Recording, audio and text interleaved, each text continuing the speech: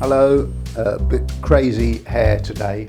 I grew it for an ad and then kept it long and grew it a bit more for some new headshots.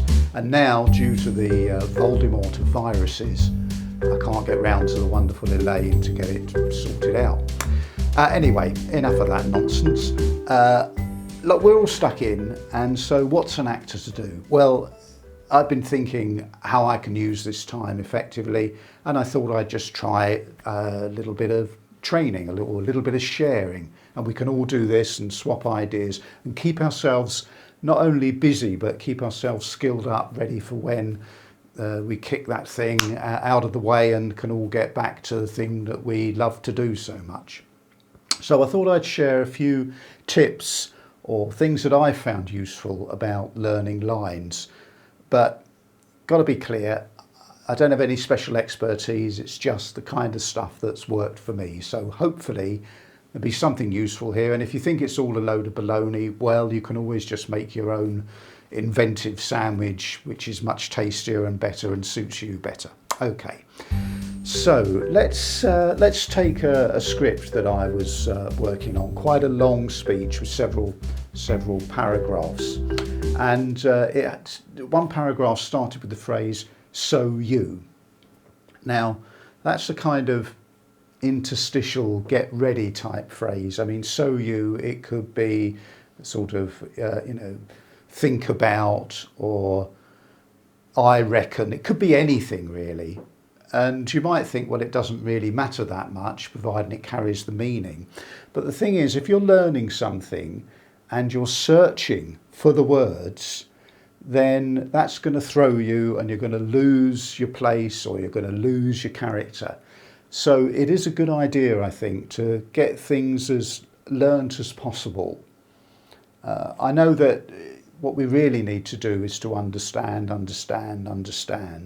But I'm taking that as read and moving on to those times when you just need to drill those words in so you really get them clear in your mind. Of course, you have to start with looking at the script and examining, reading the stage directions or the action and getting it really firmly in the head.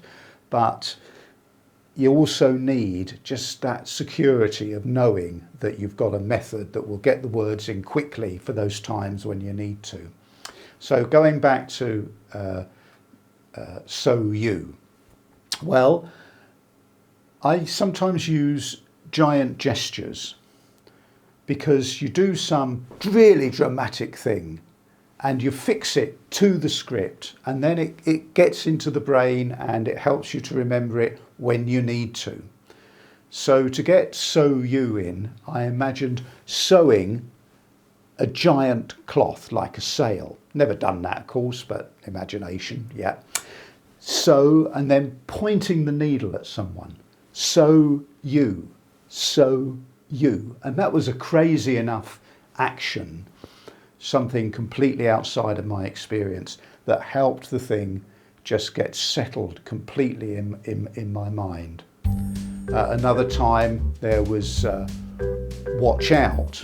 So that's easy. You can either do a giant gesture, watch, pointing at your watch, there is a watch in there, or you could just draw a little picture of a watch on the script to make it settle in. Another one of those funny little nothingy little phrases was "make sure." And here I used a mental picture. I remembered as a child entering a sandcastle building competition. We were on holiday. And I was and still am sort of, space mad. And it was in the 60s, the great period of the initial space exploration, all very exciting. So I decided to make a lunar landscape.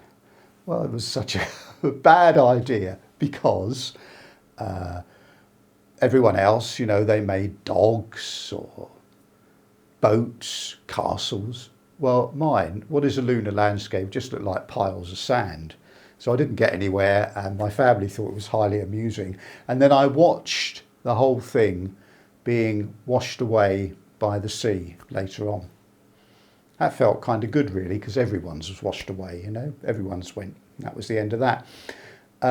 So make, because I made something out of sand.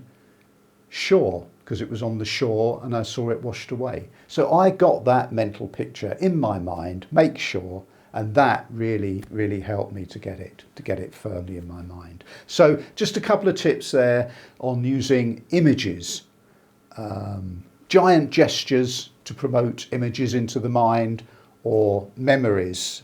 They don't have to be anything to do with the meaning of the script. They're just prompts. So there we are.